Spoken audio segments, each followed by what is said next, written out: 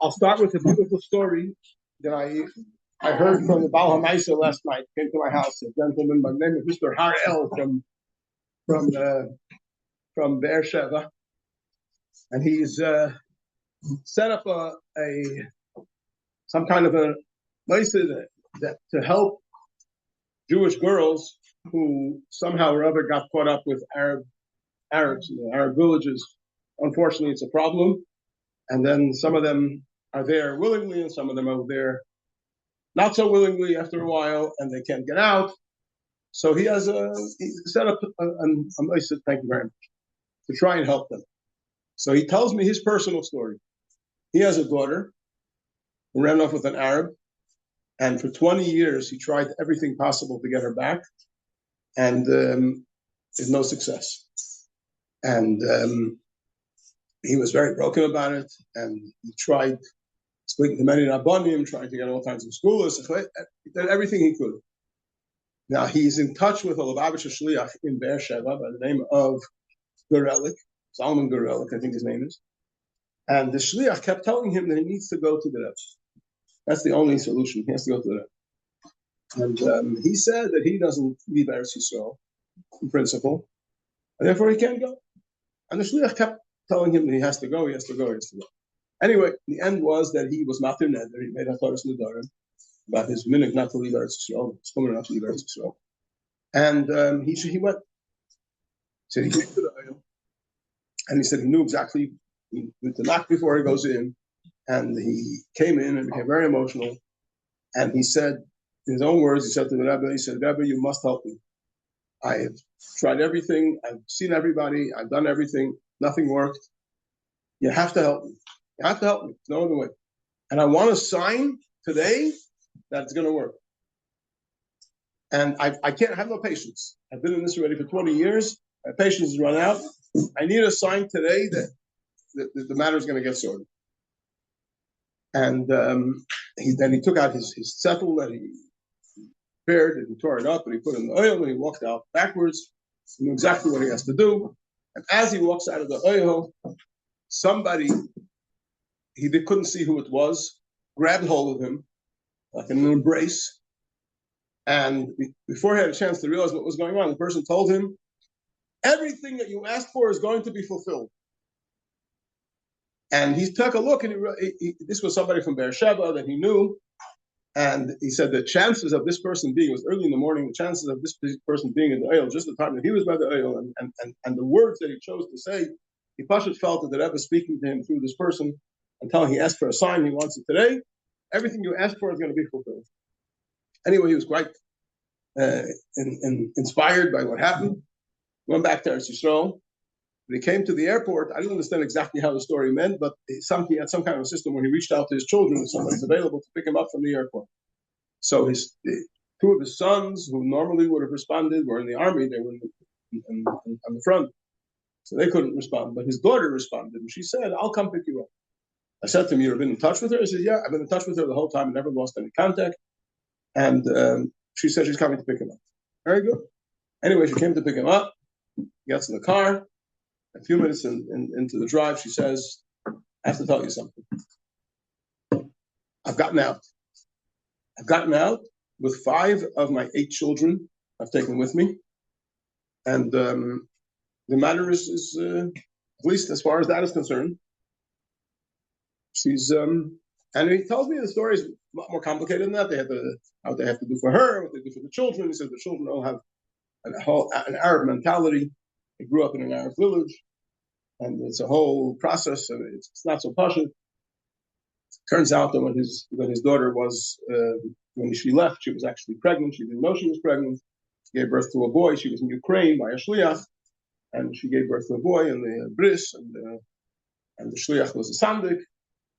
And anyway, I asked him for permission to tell over his story, and he said with the greatest pleasure. He said, actually, it was Ami printed part of the story, and some people might have read it. I don't know. And he said that in one of the houses that he went up to here in London or somewhere else where he went, he walked in and they told him, "Don't say anything, 1 minute."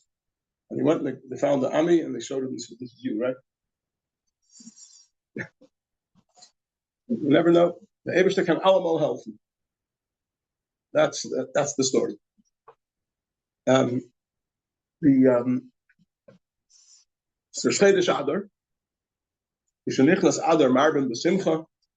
The month of Adar comes in, we increase in Simcha, increase in joy, and there's an interesting perspective on this.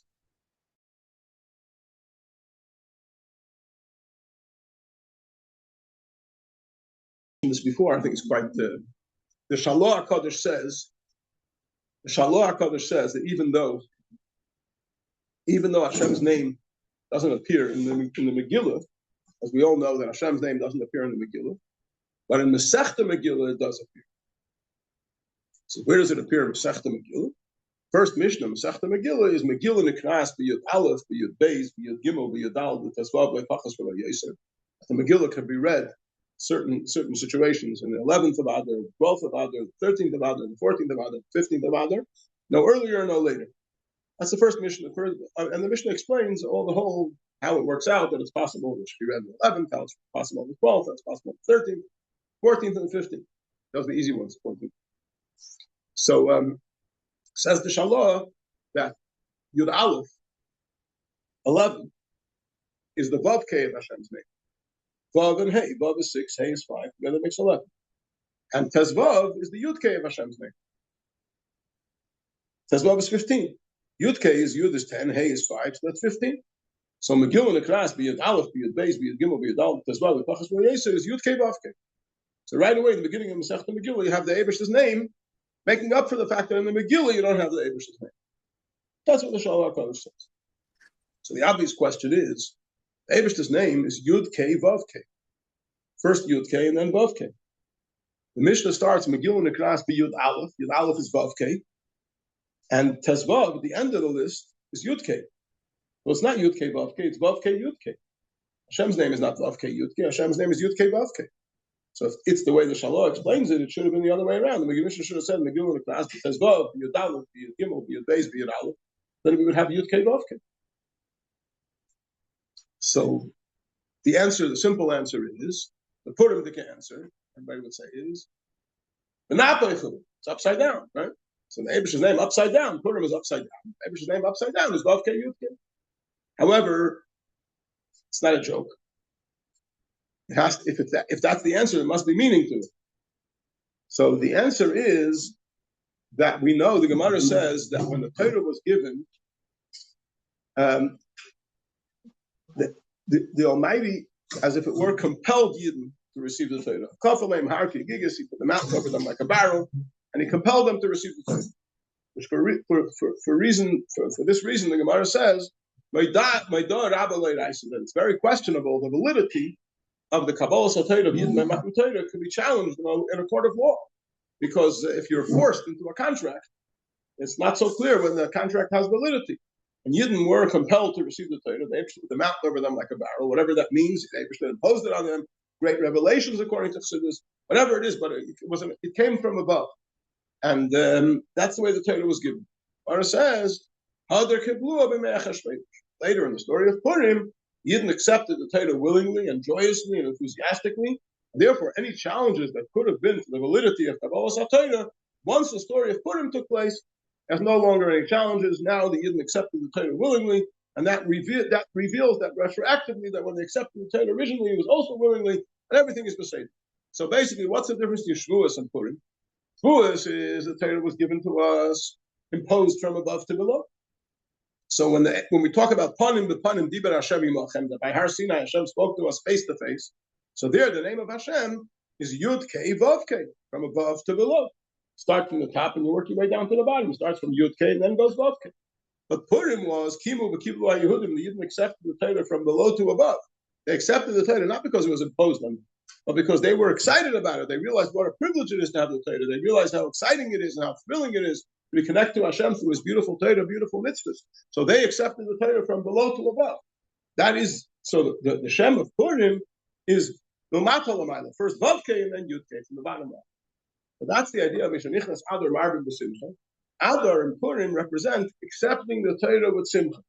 accepting the Torah joyously, accepting the Torah not because it's something we have to do, not because it's imposed upon us, not because we have no choice, but because we realize how fortunate we are, how privileged we are, how thrilling it is to connect to Hashem through His beautiful Torah and His beautiful mitzvahs. So that is basically the idea of Kimu v'Kivu HaYehudim, and therefore, Mishanichnas Adar, Marbin b'Simcha. The month of Adar comes in, we increase in Simcha, because this is the whole relationship with Hashem is based on joy, based on understanding how privileged we are, and what a special thing it is that Hashem has given us this incredible privilege of connecting with Him through the Torah and the mitzvah. Now, this week's Sedra, we read about the building of the Mishkan. Not only in this week's Sedra, but next week's Sedra as well, and the Sedra afterwards, and the Sedra afterwards. The 4 Sedras that we read in the month of Adar are Terumah, Tetzaveh, Kisisa, and Vayachal Pekudei. And they all speak about the building of the Mishkan. And it's connected with the fact that Adar is Aleph Dar. Aleph refers to HaKadosh Baruch Hu, the Almighty, Alufei Shalayim, the chieftain of the world. Dar dwells. So it's about making the Almighty dwell in this world. And the 4 Sedras that we read during the month of Adar, in most cases, like we do this year, are the 4 Sedras that speak about building the Mishkan. So the building of the Mishkan, you have the structure of the Mishkan, and you have the vessels of the Mishkan. And you have the vessels, you have the Aron, of course, the Ark is the most special, the Holy of Holies, and the Kodesh and Kodashim. Then you have in the Kodesh, you have the 3 main vessels in the Kodesh, are the Menorah, the Mizbeach Hazav, the golden altar, and the Shulchan. So the Menorah is an incredible piece of artwork. Besides the fact that it's made from one piece of gold, but the designs, it has the goblets and the flowers and the knobs, the branches and the cups in which the oil was placed. It's a phenomenal piece of artwork. So one of the components of the menorah, I don't know if we should call it components or not, because it's not made from components. It's all one piece of gold that's cut out in such a way that it should make all these designs. So one of the points, one of the things in the menorah is the gviyim, the goblets. Shloisha gviyim mishukadim, there's 3 goblets next to the other that are designed. So what's the story with the goblets? So the Gemara says in Menachos, these goblets were kamin kaises Alexandri. They were like Alexandrian goblets. What do Alexandrian goblets look like? So the Rambam, Pirush HaMishnayos, says that they are wide on top at their mouth and narrow on the bottom. Not like this glass that's the same on the top as on the bottom. They were wide on the top and they came to a narrow bottom. That's the kind of goblets that we are talking about over here. Kamin kaises Alexandri. So the Rambam, this is something which only became known more recently, because throughout the ages, the Rambam's commentary on Mishnayos was printed in every shop, but without the diagrams. The Rambam, when he wrote his commentary on Mishnayos, also made diagrams to make things more clear. But for some reason, the diagrams didn't get included in the Rambam's commentary on the Mishnah. But Rabbi Kapach, probably about 60, 70 years ago, got hold of a handwritten manuscript of the Rambam's Pirush HaMishnayos, and he published it. He published from it an exact version of the Pirush HaMishnayos, and he also included the hand-drawn diagrams of the Rambam, with which he helped us understand things that might be a little bit difficult to understand. One of the things that the Rambam made a hand-drawn picture of, is a diagram of, is the menorah. This is the thank you very much. This is the hand-drawn diagram that the Rambam made of the menorah. Want to make some pass around. Thank you.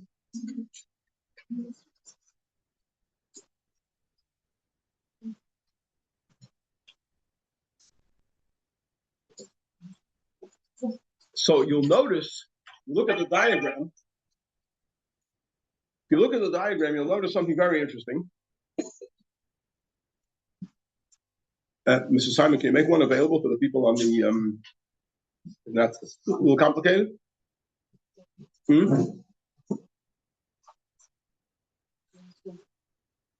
At least for a minute or two. Okay, very good, very good. So this is the diagram that the Rambam himself drew. You can't see it very clearly, but one of the things that you'll notice on this diagram is that the goblets, the Rambam himself says that it's not exact. It's only to give you a general idea. But you'll notice that the goblets are upside down, right? And even though the Rambam says it's not exact, so if we're not exact, you make things approximate. You don't make them upside down. And the Rambam drew them himself, 22 goblets, and every one of the 22 goblets is upside down. So obviously he's of the opinion that the goblets in the Menorah and the Mishkan and later in the Beis Hamikdash were upside down. Where does he know this from? Either he heard it from his Malamed, who heard it from his Malamed, who heard it from his Malamed all the way back to the time of the Beis Hamikdash. Or he found a medrash somewhere that we don't have access to, a Maimer Chazal somewhere that says that they were this way. We don't have such a Maimer Chazal in our Gemara and our medrash, but obviously the Rambam must have had one way or another, either orally or writing. He must have had a source for this concept that the Menorah is that the goblets of the Menorah were upside. Now, it's interesting. Why would the goblets be upside down? Especially in this week's Seder, we learned the principle that things have to be done. When you do a mitzvah, you have to use the object of the mitzvah kederech kedei losam, in the position in which it grows. Like we know, when you bench lulav and esrog, so you have to hold the lulav upright, and the esrog upright, and the hadassim upright, and the arabas upright, where the way they grow, that the top is up top and towards the top, and the bottom towards the bottom. In fact, we know that when it comes to making the bracha on the lulav and esrog, and a bracha has to be done over las. If he said over lasiyas, and before you do the mitzvah, that's when you say the bracha. So there's two customs on how to do the bracha on the lulav and esrog in such a manner that you should say the bracha before you fulfill the mitzvah. Welcome. But immediately after you say the bracha, you immediately want to fulfill the mitzvah. So how do you go about it? So there's two customs. The Ashkenaz custom is that you hold the esrog. The esrog has to be pitum up and ukitz down, right? That's the way the esrog has to be held when you fulfill the mitzvah. So if you turn the esrog over with the pitum down and the ukitz up, it's halachically considered like you're not even holding it because you're holding it the wrong way. So the custom in Ashkenaz is that they hold the lulav correctly, the esrog upside down, and you say the bracha, and then you turn over the esrog after the bracha, and that's considered doing the mitzvah. When you turn over the esrog, that's when you have everything in the right position. That's when you're doing the mitzvah. Our custom, Chabad, is that we hold only the lulav when we say the bracha. The esrog is on the table, and as soon as you finish the bracha, you pick up the esrog from the table, you put them together, and you're makayim the mitzvah, you fulfill the mitzvah like that. But this principle that when you do a mitzvah, the object has to be the right way up. Where do we learn this from? We learn it from this week's Seder. It says in this week's Seder, you should make boards, beams for the Mishkan, the boards for the Mishkan. I'd say shitim aimdim, from shitim wood, acacia wood, cedar wood, that is standing upright. In other words, the wood that was used in making the boards for the Mishkan had to be standing in the same way that it grows on the tree, top up and bottom down. And from there we learn that all mitzvahs have to be done the right way up. So to come along and say that in Menorah, the goblets are upside down is it's a chiddush, or something very unique. And there must be a reason why the goblets would be upside down. Holding the whole picture upside down. So, the picture is supposed to be right side up, but the goblets are supposed to be upside down. So the question is, what's the significance of the goblets being upside down? So the Rebbe actually draws our attention to another Gemara in the Nafi, which the Gemara says that why was there a menorah in the Beis Hamikdash at all? Does the Eibishter see better in the light than he does in the dark? I mean, it's supposed to be God's house, the Beis Hamikdash. Does he need light? The answer is, the menorah is testimony to all the inhabitants of the world that the divine providence rests amongst the Jewish people. Because the menorah had an ongoing miracle happening in the menorah. There was the Ner Rabbi, the western lamp, which was lit the first one, and it went out the last one. In fact, it didn't go out. Well, whatever. There's different opinions exactly what happened, but it's clear that it was miraculously lasted much longer than all the other lamps. And that was a sign of the presence of the Shekhinah. So the menorah, the purpose of the menorah was Eidus L'chol Ba'Elam, testimony to all the inhabitants of earth, on earth, that the Shekhinah dwells amongst the Jewish people. And that explains also, the Gemara also connects it right afterwards, talks about the windows of the Beis Hamikdash. that the windows of the Beis Hamikdash were made the opposite way that windows are normally made. They were called chalonos shkufim atumim. What does that mean? In the pre-electricity days, when you built a house, made windows, the purpose of the windows is to bring light into the room. So you have made the window in such a way that it should be narrow on the outside and widening as you come into the inside, so that a small opening could provide a lot of light. However, in the Beis Hamikdash, the windows were the other way around. They were narrow on the inside and wide on the outside. Why? Because the purpose of the windows in the Beis Hamikdash was not to bring light into the Beis Hamikdash. Beis Hamikdash didn't need any light. The purpose of the windows of the Beis Hamikdash was that the light from the Beis Hamikdash should shine into the rest of the world. It reminds me of a story I heard from Rabbi Herzl, that his father, Rabbi Gedalia Herzl, was a bacher in Temple Mimim, in Vatska, in Warsaw, I'm not sure. And the great chassid of Itche the Masmid came to visit the yeshiva, and he speak to the bachrim, bring with the bachrim. I'm not sure exactly what the program was, but when he left, they sent three of the chashivs, the oldest bachrim, who escorted him to the train station.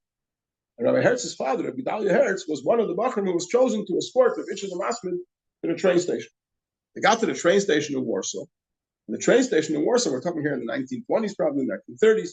The train station in Warsaw, there was probably 1930s. So there was a lot of electric bulbs. There was a dazzling amount of light, and electricity in general then was something new, and especially so many bulbs together and such dazzling light. It was quite a. So Itche the Masmid turned to the three bachrim that were escorting him and said, "You see these? You see this? You know what this is? This is finster, finster, finster." Translated from Yiddish, that means this is darkness, darkness, darkness. These lights, it's all darkness. In other words, the whole outside world outside of Torah and Yiddishkeit, is darkness. It might look externally dazzling, but don't let it fool you. It's all darkness. You want to know where the light is? The light is in the Beis HaMedrash, where you learn Torah, where you fulfill mitzvahs, where you live Yiddishkeit. That's where there's light. So the windows of the Beis HaMikdash were made in such a way that the light from the Beis Hamikdash should spread into the world. I think it's a very powerful lesson that sometimes we interact with the world outside, and we sometimes think that the world outside has something to illuminate our lives with. And it's absolutely not the case. We who are fortunate to have the Torah and Yiddishkeit and Jewish tradition and the values that Jewish tradition brings with it, we can illuminate the world. The world has what to be illuminated from our lifestyle. We don't have any luminescence to absorb from the outside world. The world out there is in a confusion and in a darkness. And Torah and Yiddishkeit have their values that can illuminate our lives, and we can have a responsibility to shine that light into the world. In fact, that's what our neshamas came down to this world for.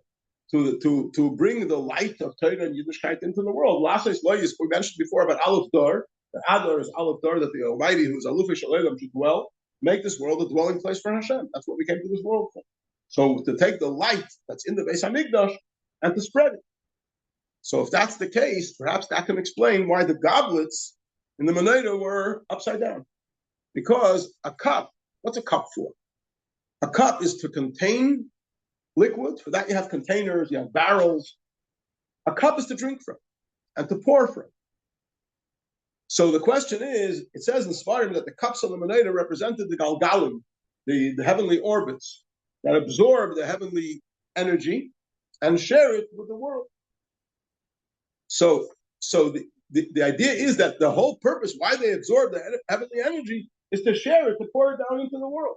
So the idea of the cups of the Menorah is that what we absorb in the Beis Hamikdash, it's primarily meant to be shared. It's primarily meant to be given out to others, to be given out to the world, and in an abundant way, where we have a piyam rachav, it's a wide mouth, and the mouth represents the pouring, the light of the Menorah, and the message of the Menorah, and the brilliance of the Menorah to be poured out to others. So we should know that whatever knowledge of Torah we have a responsibility to share it with others. And whatever we know about Yiddishkeit, we should inspire others. We should always make sure to be in a position of inspiration where we're not keeping things to ourselves, but we're giving it out to others. And that's why the goblets in the menorah were upside down. Their main function is to pour out and to inspire and to give and to do so in abundance. Another peculiar thing, for some people at least, in this diagram, you look at it, that probably strikes some people right away, that the branches are a diagonal shape. The branches are coming out of the middle of the menorah diagonally, as opposed to the more common diagram of the menorah, which is semicircle. Now, Rashi actually, some reason it gets overlooked, but Rashi in this week's Sedra, on Pasuk Lamed Beis, the Shisha Konim Yotzim Mimena, there's 6 branches coming out from the menorah. So first of all, just simply speaking, the word Koneh literally means a stick or a reed. There's 6 branches coming out of the trunk of the menorah. So the word the Torah describes, the Torah uses to describe them are Konim. Konim can either mean sticks or reeds. Now, both sticks and reeds are normally straight. So when it says Shisha Konim Yetzim Yitzideh, Rashi says Pshat. It says Yetzim Eilim Ba'alachsein. They come up diagonally.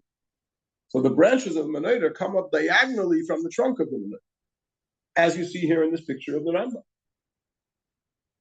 So what the Rambam's position on this was not known, because in the Mishnah Torah he doesn't write in what shape the branches should be, and in the Pirush HaMishnayos he doesn't write in what shape it should be.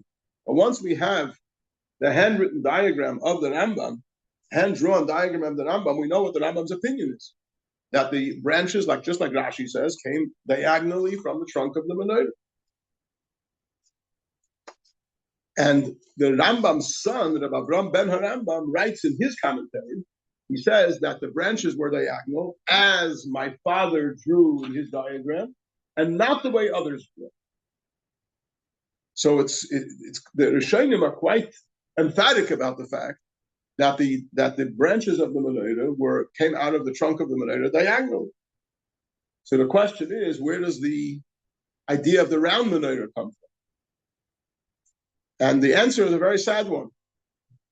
It comes from a sculpture in the Arch of Titus in Rome, when Titus, Yamach Shemay V'Zichrei, destroyed Judea, destroyed Jerusalem, destroyed the temple, and exiled thousands of Yidden, murdered thousands of Yidden, exiled thousands of Yidden to Rome. So they built an Arch of Triumph, Shar Nitzachim, in Rome. And in that arch, they have diagrams of some of the vessels of the Beis HaMikdash, but they're proud of the fact that they managed to capture these vessels. And they have etched into the diagram Yuda Kapta, which means Judea is in captivity. And they used to forcibly bring Yidden to stand by that ark and to denigrate them and to humiliate them, to see that they are now captives and Rome has been victorious. And in that ark, there is a diagram, a sculpture of the menorah in the stone of the ark, with round branches. Where that came from, whether that is the sculptor that made it, it was his impression of what the menorah could have looked like, or there were various menorahs that were brought back from the Beis HaMikdash. It wasn't just the menorah in the Heichal, maybe there were other menorahs as well. Were they different? Were they a different shape from this menorah? We don't know. But what we do know is that in our sources, Jewish sources, the menorah is straight branches that are coming out diagonally from the trunk of the menorah. And the idea of rounded branches comes from the Arch of Titus. When they took the menorah, the Romans, then they pictured the menorah wrong. They had a picture that they painted the picture of what they took. I don't know. I do know that we go by what it says in the Torah, and the Rishonim seem to have the Masorah that it came out, Rashi and the Rambam, that the branches of the menorah were diagonal. So where the Romans got it from is none of my business. Can I make perhaps this is so special, and the material they used, if they tried to copy it, the arch would fall apart. Therefore, they couldn't copy it, so they had to create. I don't know the answer. I don't know. I hear what you're saying. I don't know. This is a similar situation, with the luchas. The Gemara says quite clearly that the luchas were rectangular. And so where does the idea of the rounded luchas come from? Rounded luchas come from a famous artist called Michelangelo, who drew a picture of Moshe Rabbeinu coming down from the mountain with horns and carrying luchas with rounded tops. So from there, everybody got the impression that the luchas must have rounded tops because Michelangelo imagined the luchas with rounded tops. Who can argue with Michelangelo? But we go by the sources of our Torah and our Masorah. And in our Gemara, it says clearly that the luchas were rectangular. There's no source in Torah anywhere that's suggesting that the luchas had rounded tops. And as far as we're concerned about the menorah, I think we can pretty much trust that Rashi and the Rambam's son, Rabbi Brahman and Rambam, who writes clearly that the menorah was like my father drew it and not like others draw it. And we can go by that. So in practice, there isn't a halachic implication until the Beis Hamikdash will be rebuilt, and then Moshe and Aaron and will be there to guide us exactly how to do it. But the idea of when one has an opportunity or to draw, whether to show for children or to make it a pamphlet or something, or a book, one has an opportunity to draw the menorah, or if you want to make a Hanukkah menorah that should be similar to the menorah in the Beis Hamikdash, and in whichever way you can. So, I'm reading over here. I read that there were many menorahs to light up the Beis Hamikdash, which may have been a different shape. The actual menorah was not the shape that they drew. The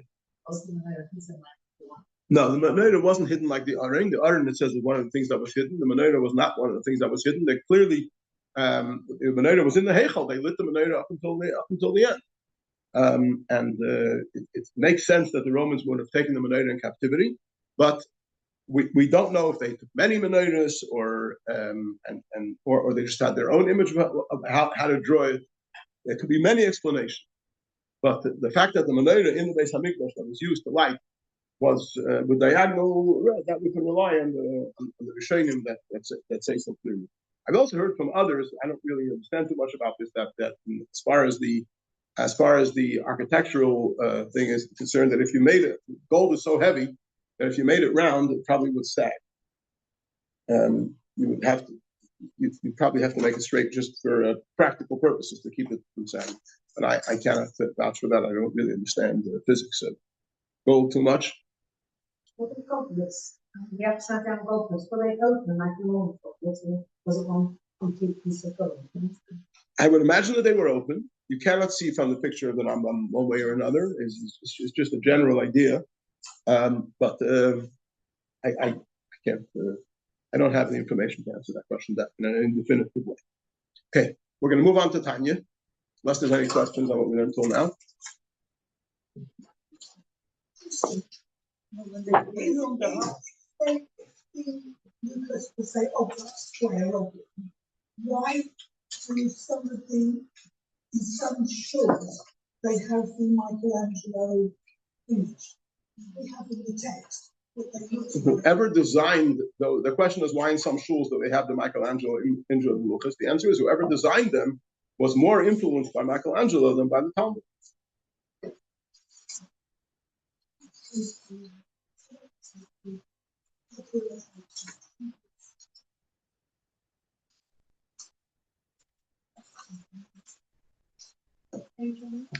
We are in the middle of chapter 4, towards the end. Don't think we finished it. Have a look.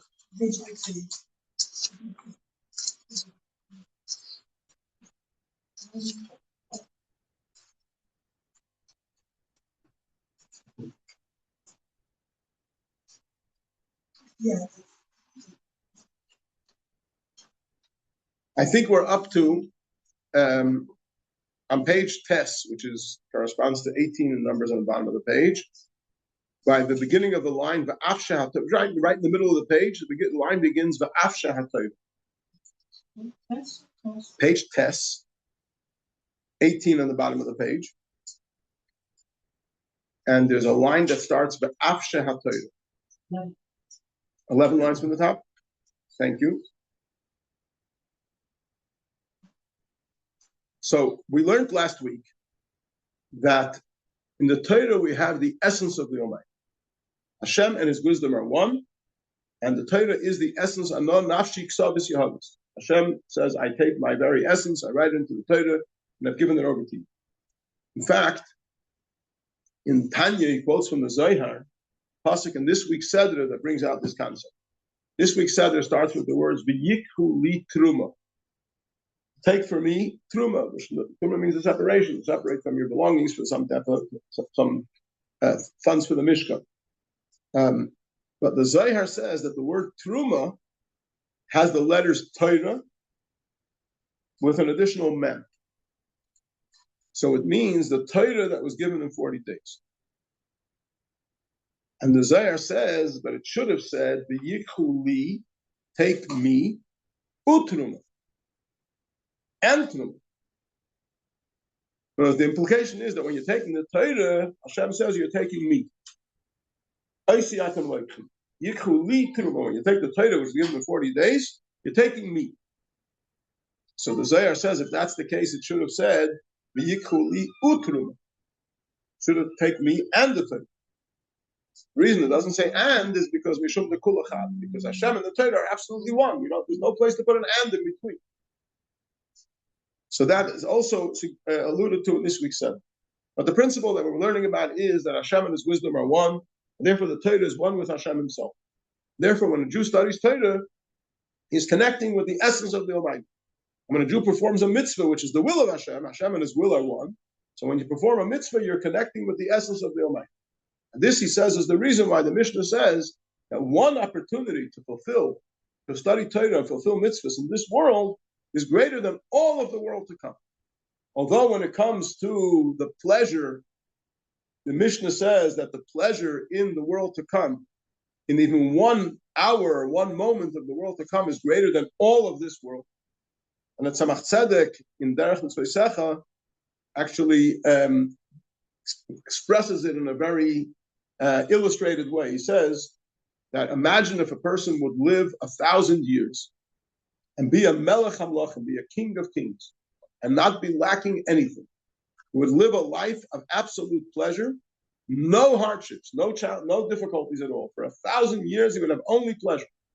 It wouldn't compare to the pleasure that's available in one shah, an hour or a moment, however you want to say, in the lowest level of Gan Eden. 1,000 years of absolute pleasure in the highest possible way in this physical world doesn't compare to 1 hour in the lowest level of Gan Eden. And then in Gan Eden itself, there are levels upon levels upon levels, and each level is incomparably greater to the level before. And the Avos and Moshe Rabbeinu are 3,000 years in Gan Eden, going higher and higher and higher and higher and higher. And the highest level of pleasure in the highest level of Gan Eden doesn't compare to one opportunity to do a mitzvah. One opportunity to learn Torah and do a mitzvah in this world. Yes? Because the Torah tells us. Torah is given by Hashem. He created everything. He created the physical world and He created Gan Eden, so He knows exactly what's going on in there. So the Torah tells us that in the pleasure in Gan Eden is so great that it outdoes 1,000 years of the greatest possible pleasure that a person can have in this world. But that's as far as the pleasure is concerned. But the pleasure is only the ray of God, the rays of Hashem. And we get to comprehend and absorb and have and interact with the rays of the Shem. But the essence of godliness you have only when you're in fulfilled Torah and mitzvahs in this world. That's where Hashem has put His essence in.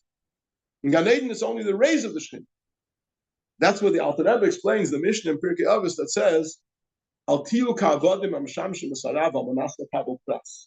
Don't be like servants that serve the master in order to receive a pras. A pras means like a reward, prize. Or rather, be like servants that serve their master for the master's sake. Do it for the right, for the real thing, not in order, not for the prize that you're going to get as a result. So the Alter Rebbe says the word pras doesn't only mean a reward. The word pras also means a broken piece. Like in the Seder we have, after we break the middle matzah, it says, Neitel HaPrusa b'yado. You take the broken piece in your hand. So the reward in Gan Eden is like a broken piece in comparison to the essence of the mitzvah itself. So there's no greater reward than the privilege of connecting with the essence of the Almighty through studying His Torah and fulfilling His mitzvahs. Because that's the essence of the Almighty. So the problem is we don't feel it. So if you're looking for the good feel factor, that's in the other world.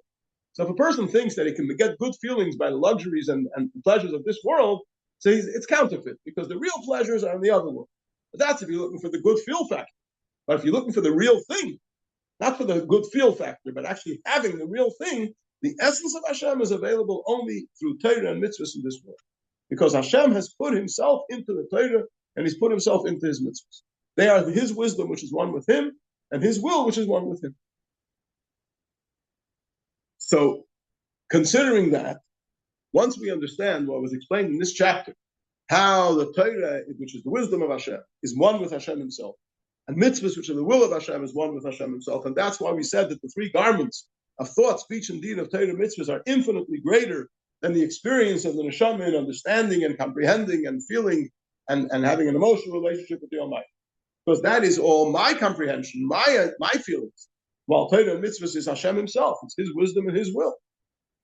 I'm just wondering, the neshama is feeling. Do you say the feeling, or is I guess you're talking about in this world or in the next world? In the next world. Yeah. In this world, we can understand we are feeling, we have all the cushion. But in the next world, what is the feeling of neshama? Spiritual. Okay, the question was, what does it mean in the other world that the neshama feels?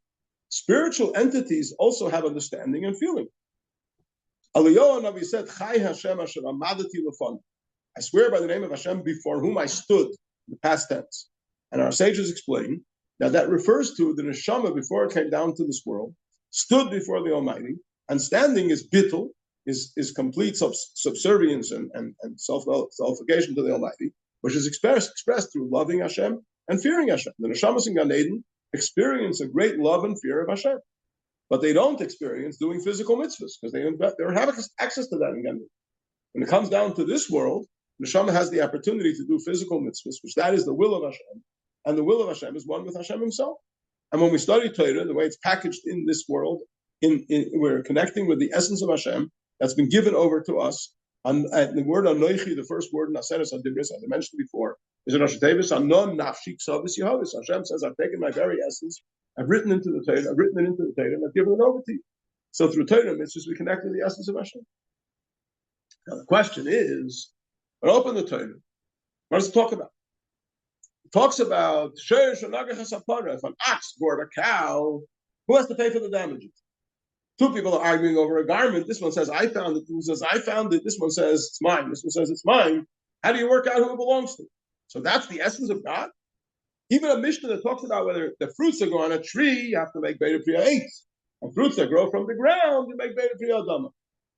That doesn't sound like the essence of God. That sounds like he's talking about strawberries. Right? So how does that fit with what we're learning over here, that Torah and mitzvahs, or even the act of a mitzvah? The act of a mitzvah is a physical act. You take a matzah, which is baked from physical wheat and physical water in a physical oven, and you make and you sit down by the seder and you eat an olive size of matzah, and you fulfill the mitzvah of alachilas matzah. Is that the essence of Hashem? So Tanya continues and it says, although the Torah is enclosed in lowly physical matter, Torah speaks about ordinary physical matters. So he says, this can be understood with an analogy of someone embracing the king by way of example. It makes no difference in the greatness of his closeness and his pleading to the king, whether he's embracing him when the king is wearing one garment, where the king is wearing many garments. In other words, imagine a person comes along and he says that I'm I'm a big yachsin. What do you mean? I embrace the king. Come on. You embrace the king in the winter. You're wearing a winter coat. I embrace the king in the summer. I'm wearing a much thinner coat. So I'm much bigger macher than you are. It's a joke. What's the difference? The main thing is, was the king inside or was the king isn't inside? Doesn't matter if he's wearing a thicker coat or a thinner coat. Same thing over here. The Almighty's essence is contained in Torah. The fact that he chose to enclose it in a discussion that talks about oranges and tangerines and strawberries and arguments over an ox and a cow, that's his prerogative. But what's in it, that's the packaging. But what's inside that packaging is the essence of Hashem. So when I understand the equation that the Torah is discussing, it's two people holding onto a garment. This one says, I found it. So I found it. This says, it's mine. This one says, it's mine. This one should swear that whatever the ruling of the Torah is. So that discussion is the Torah. That discussion is the wisdom of Hashem. And therefore, in the wisdom of Hashem is present Hashem's essence. So when you learn that Mishnah, you are connecting with the infinite essence of Hashem. And it's completely irrelevant whether it's packaged in a thicker package or a thinner package. But it's completely irrelevant if you sense more spirituality or you sense less spirituality. What counts is what's the reality. It's not measured by how much I feel it. It's measured by what the reality is. And the reality is that in Torah and mitzvahs, you have the essence of Hashem. Whether it's in a thicker garment or a thinner garment, it's completely irrelevant. Very good question. Where does kavanah come into it? So this is a continuous tug of war in Tanya between these two. We started the chapter talking about with this 10 faculties of the soul. The 10 faculties of the soul are the intellect and the emotion. And we said that is a very, very important component of the whole picture, right? Understanding the greatness of Hashem, having a love for Hashem, a fear of Hashem. We said that the love of Hashem is what gives truth to the mitzvahs, right? Because a mitzvah only becomes emes if it's done with passion, if it's done with love. What does emes mean? Emes means Aleph is the first letter of the Aleph base, Mem is the middle letter of the Aleph base, and Saf is the last letter of the Aleph. So when every fiber of your being is permeated by the experience of the mitzvah, you're not doing it with your hands and feet. You also have your mind involved in it, your heart involved in it. Then you're doing the mitzvah with an emes, right? But at the end of the day, what is required, was an absolute requirement for the fulfillment of the mitzvah, is the physical act. So the understanding and the feelings give it, they illuminate it, they give it more meaningfulness, they give it more, they make it more special. But at the end of the day, the essence of the mitzvah is doing it. The Alter Rebbe later will quote the Ma'amar Chazal, mitzvah b'lei kavanah, or tefillah b'lei kavanah, keguf b'lei neshama. It's like a body without a soul, right? So the simple way of understanding that is, a body without a soul is a garbage, a dead body, right? But it also has another meaning. The body of something is the essence of something. So a mitzvah without kavanah is the essence of the matter you have. Just it's without a soul. It doesn't have a life to it. It doesn't have an illumination to it. And the Eibishter prefers that the mitzvah should be done in a way that it's luminous and alive. So therefore, kavanah is a very important component. But the essence is in the action. Does that answer your question? Yes. The kavanah doesn't add to the essence. The kavanah illuminates the essence. To explain that, we say this right? The Eibishter desires to have a dwelling place in this lowest realm. We gotta say that by the Mishkan, right? So in a dwelling place, you have the actual building, right? But if it's dark, it's not really where it's intended to be, right? You can't really have the full benefit from a building which is absolutely dark. You need to illuminate it. So the building is the mitzvah, and the kavanah illuminates the mitzvah. So the Eibishter wants that the mitzvah should be done with kavanah, but doing the mitzvah is the body. That's the essence. If you did the mitzvah, you were yetzer, because you built the dwelling place. It's more light. It's less light. It's better that it should be more light. But you did build the building, and you drew down Hashem's presence. If you have only the kavanah without a building, if you switch on a light, but there's no building to illuminate, then you haven't been yetzer at all. Okay? So that is the first part of the equation. Second part of the equation is The same thing is true if the king embraces the person with the king's arm. Even if the king is wearing a sleeve. Pasuk says that his right hand, Hashem's right hand, embraces me. What's Hashem's right hand that embraces me? The Torah which was given from Hashem's right hand, as the Pasuk says, from Hashem's right hand, a law of fire was given to them, to the Jewish people. So the Torah is connected with Hashem's right hand. What's Hashem's right hand? So in Pasuk Eliyah, which we say on Friday by Mincha, we say Chesed Droya Yemina. Chesed is Hashem's right arm. Gvura is Hashem's left arm. And Chesed is Hashem's right arm. Hashem doesn't have a physical body. Obviously, we're not referring to a physical arm here. We're referring to the aspect of Chesed, kindness and compassion, which is kabbalistically to the right. So Hashem's right arm is the aspect of Chesed.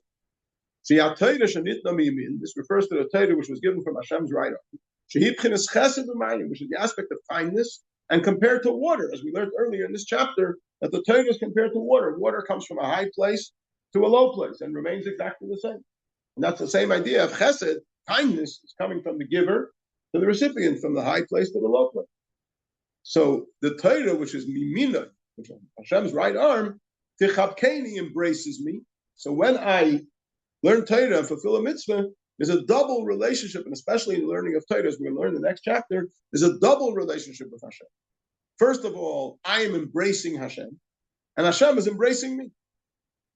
So I'm embracing Hashem. It makes no difference whether he's wearing a thick coat or a thinner coat. That makes no difference if whether what I'm embracing him is packaged in a discussion about an ox and a cow, or it's packaged in a discussion about the laws of Shabbos, or it's packaged in a discussion of the laws of purity and impurity, or the laws of sacrifices to the Beis Hamikdash. I'm learning the Torah. In the Torah is the essence of Hashem. And when I understand the Torah, when I comprehend the Torah, I'm embracing that essence. It makes no difference what it's packaged. And the same thing is, when I do a mitzvah, Hashem's will is encompassing me. I am nullifying myself to the will of Hashem. I'm fulfilling the will of Hashem, and Hashem's will is encircling me and encompassing me. I'm completely enveloped by the fulfillment of the will of Hashem. And the will of Hashem is Hashem's right arm that is embracing me. So both through Torah and through mitzvahs, doesn't matter if the Torah is discussing something physical or something spiritual, it doesn't matter if the mitzvah is dealing with a physical object, it's still, this is the will of Hashem and this is the wisdom of Hashem. And the will and the wisdom of Hashem is one with Hashem, and interacting with Hashem himself through Torah and mitzvahs is the real connection to the essence of Hashem. Yes? Torah is more important. You're asking a very good question. The question was, I mentioned Torah and mitzvahs, is Torah more important?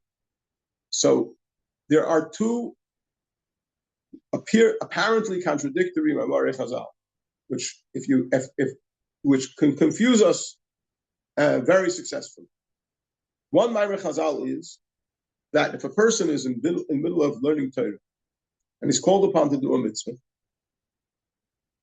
so should he interrupt his Torah learning to go and do the mitzvah or not?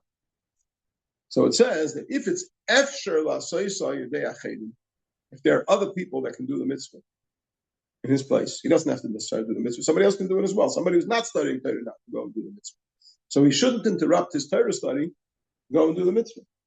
He should continue learning Torah, let somebody else do the mitzvah, which seems to imply that Torah study is greater than mitzvah. Then there's another halacha that if there's nobody to do the mitzvah, he should interrupt his Torah study and go do the mitzvah, which seems to imply that a mitzvah is more important. So which one is it? So the Alter Rebbe is going to explain later in Tanya that there is the divine desire that the world should be made a dwelling place for Hashem. That is primarily achieved through doing physical mitzvahs in the physical world, with physical objects. And those physical mitzvahs have to get done in order to make the world a dwelling place for Hashem. The loftiest form of connection with Hashem is through Torah study. So if I have a choice, the mitzvah is going to get done anyway. Somebody's going to do it. The dwelling place will be built. The question is, what will be my role? So if I have an opportunity that my role should be in Torah study, I shouldn't leave it for anything else. But if there's a possibility that the mitzvah will not get done and the dwelling place for Hashem will not get built, then I can't afford the luxury of continuing to study Torah and having the connection at the loftiest level. I have to make sure that Hashem's will is fulfilled. And Hashem's will is that the mitzvah should get done. Therefore, I have to interrupt my Torah study and go and do the mitzvah. I hope that answered your question at some level. Are there any other questions? Okay, and I think we will hold it over here. Wish everyone a good Chodesh, a freilichen Chodesh, and we should see the Aleph Dar. We should see the Aleph Alufi Shalom dwelling in the Beis Hamikdash Hashlishi very, very speedily. Parshas Terumah v'Asli Migdash v'Shachanti v'Soicham is the most appropriate time for the Beis Hamikdash to be built with the coming of Mashiach Tzidkenu b'Meira v'Yameinu Amen.